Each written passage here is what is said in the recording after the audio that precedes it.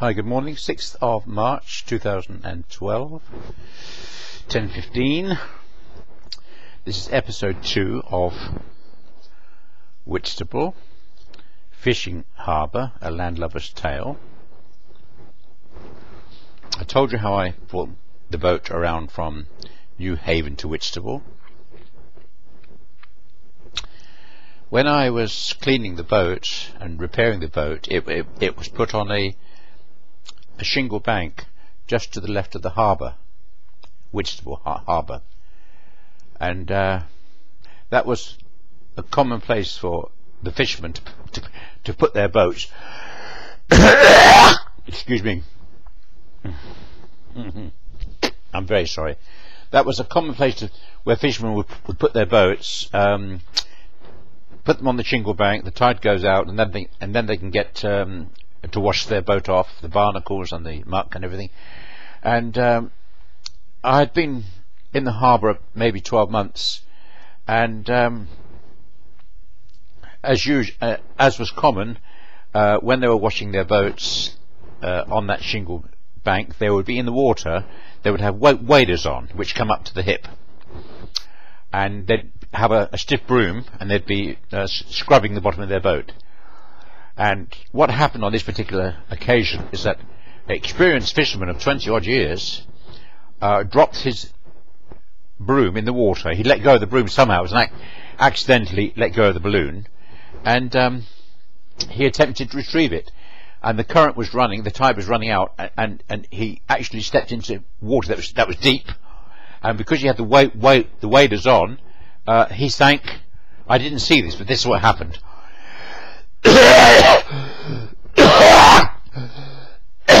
Excuse me, I'll get some water. Just a second.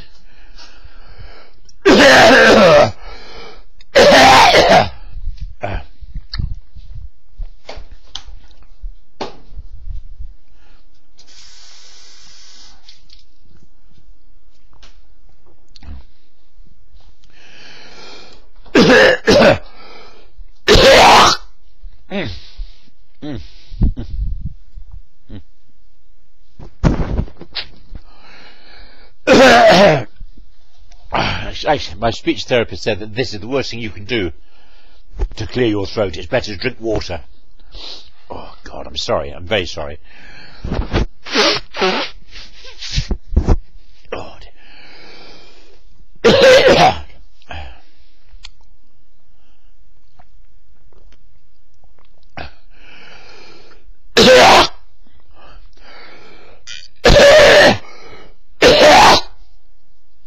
oh, that's better. Look at that. Oh, it's horrible. I was going to have my pneumonia vaccination today, but I think I'm going to wait till my chest is a bit clearer. Yesterday I had an x-ray, a check-up of my lungs, which was nothing wrong. Anyway, let's continue. As I say, this fisherman, experienced fisherman, it's an accident. I have, through my life, had lots of situations where I could have died, and I've been lucky. Lucky, fortunate, I don't know. Anyway, you'll hear more another time about that, but anyway, there was a bit of a panic on, and all boats, including myself, were asked to see if we could find him, to search for him. And we were using grappling irons like an anchor with 4 points. We chuck it over the side with a rope and drag to see if we can locate his body. And we spent about an hour trying to do this. And I said to one friend who was the pilot of the lifeboat there. No, he was the pilot boat. It wasn't a lifeboat. The pilot boat is a boat that would go out to ships that were coming in to guide them in. Because the approaches to Whitstable Harbour are quite narrow. On the right you've got Whitstable Street, which is a shingle bank that goes out about 1.5 miles to the Street Buoy. So it's quite a tricky approach to the harbour. And I said to the skipper of the pilot boat, I said, I'm pretty sure I know where we find the body of this fisherman. Just near the harbour exit, because the tide was running out, and near the wharf on the right hand side. And when the tide went out, that was where we actually did find the body of the fisherman. It just shows you that it doesn't take very much, just a split second, just one moment in your life can change. Exactly. Terribly sad, terribly sad. And as I told you, I had no experience. I've just been lucky. But the skipper that brought my boat round, I think I paid him his money, and that was it. And so I was fishing with nets, and I had charts, of course. Some wrecks are marked, and but it doesn't show. There are lots of things that are not marked, and it's a pretty cliquey, closed shop with fishermen. They don't tend to, especially if you're a newcomer, they don't even look at you or talk to you. I had one friend who was the skipper of Palomine, and he was always smiling at me. I think that they always think of me out to be a figure of fun, that this chap's coming in with this boat, and let's see what happens to him. Let's wait and see. It's going to be a disaster. I suppose there were some problems because I fished every day with nets. Whitstable Harbour is tidal, and I became quite expert at knowing what was the minimum amount of water that I could get out of the harbour and in, and which means when you're fishing in a tidal harbour, no 2 days are the same. Roughly the tide will change by about half an hour later each day.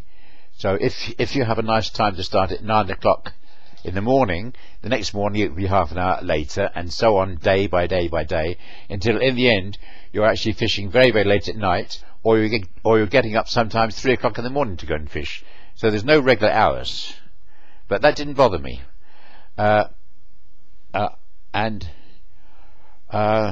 Okay, right. I caught fish. I didn't make a lot of money from fish, but I did catch fish. In the autumn was the time for the sole, the flatfish which feed on the bottom, but also in the autumn there's a terrible lot of weed, so that's not so easy. Oh, one important thing is the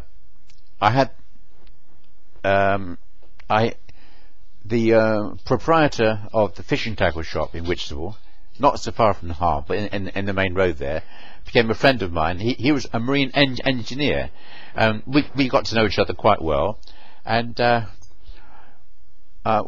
we decided to install a winch.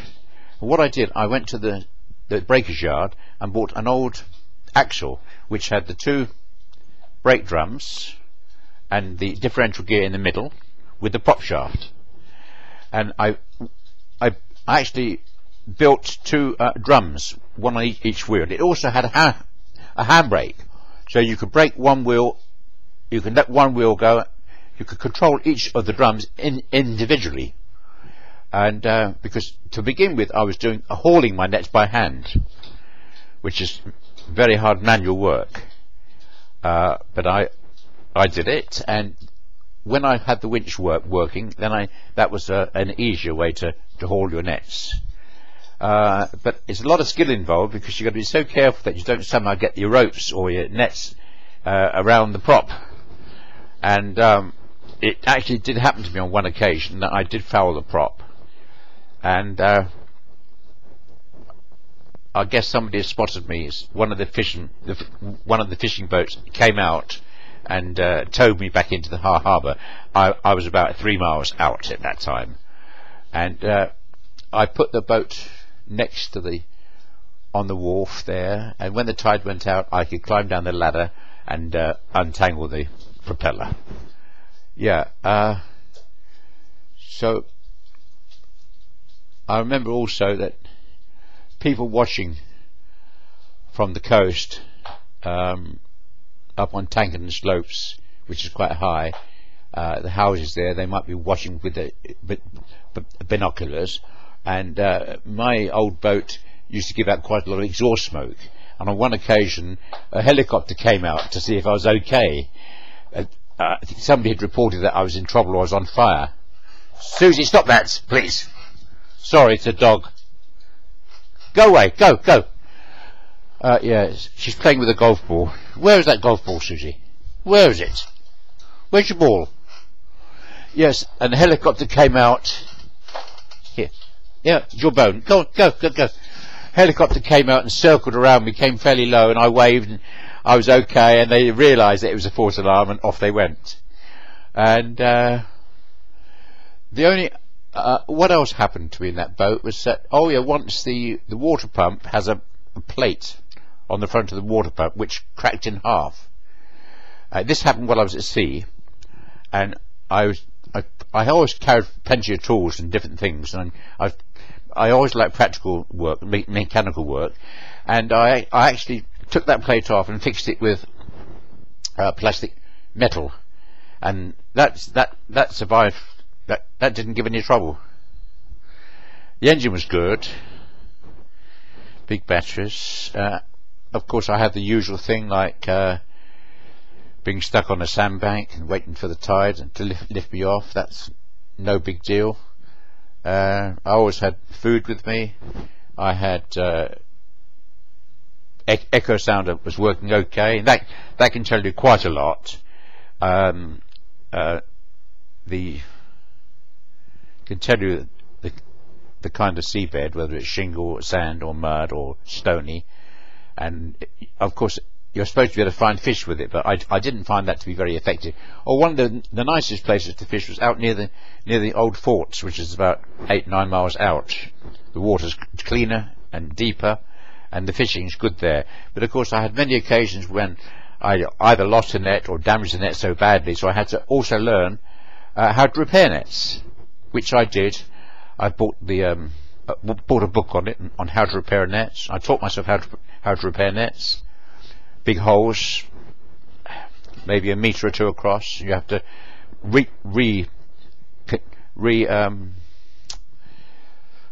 can't think of the word. Anyway, you have to repair the net so it's like new.